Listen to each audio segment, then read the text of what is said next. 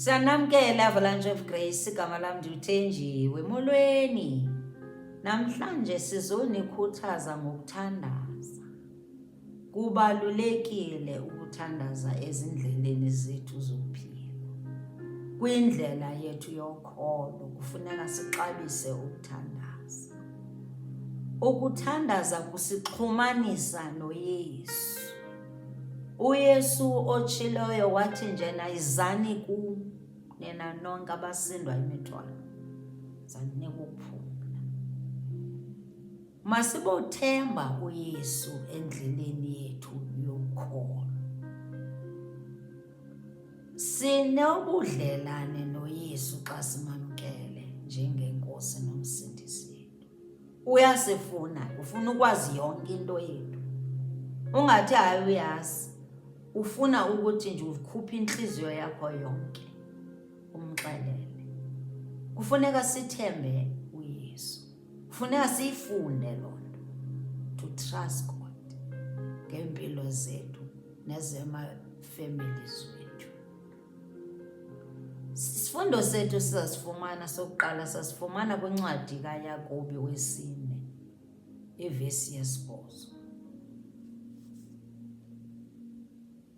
Ithi sondelani kuye uThixo, wosondela kuni, hlambululani izandla boni, nenze nyulu inhliziyo, nina bamphefumlo umbaxa.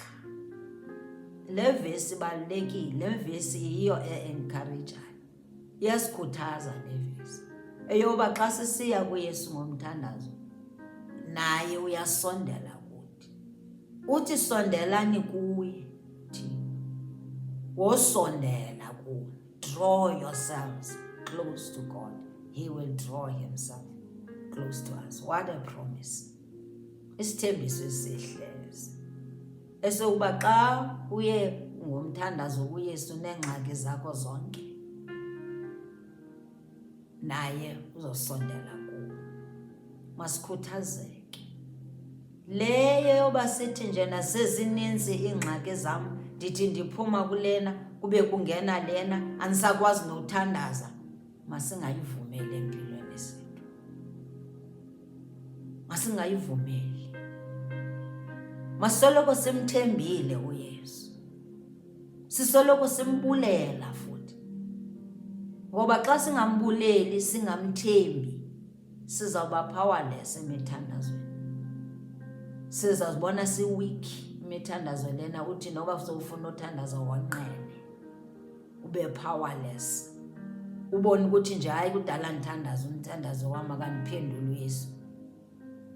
IBhayibhile ayitsho. Ithi draw yourselves close to me, I will draw myself close to you. Isithembiso yeso masikukhuthaze namhlanje. Ndifuna ukukhuthazeke namhlanje. Akaselahli uYesu. Hebrews 13 verse 5. Akalahlana, nikhathana noba uneliphi na ingxaki. Angikhathana noba sowukhathazwa abantwana, ukhathazwa kukuphila, ungenayo imisebenzi, ungenanto nayo. Kulapho kanye kufuneka ukuthi ithemba lam kubo bonke abantu balo mhlaba ndithemba uYesu. Hebrews 13 verse 5. Akasilahli, akasishiyi. He'll never leave us nor forsake us uYesu. Sisithembiso seBhayibhile, ebhaliwe eBhayibhileni, masiyithembe ngempilo zethu. Siyabulela kakhulu usimamela. God bless you. Xabisa ukuthandaza. Masixabise nokuthandaza ngakumbi. Sixabise ukuthandaza nokumbulela. Okuba Yesu siyakwazi ukuthi usimamele. Siyabulela futhi ukuba usithembisile. Sibize esi scripture ukuthi nje uthe kwilizwe lakho uzawusondela kubo. Ngiyakwazi ukuthi ulapha Yesu. Unami. Moya ongcwele ndiyabulela uthando lwakho. Soloko simbulela, soloko simbonisa uthando lwethu ngoba naye uyasithanda. Nkosi kakhulu. Stay blessed.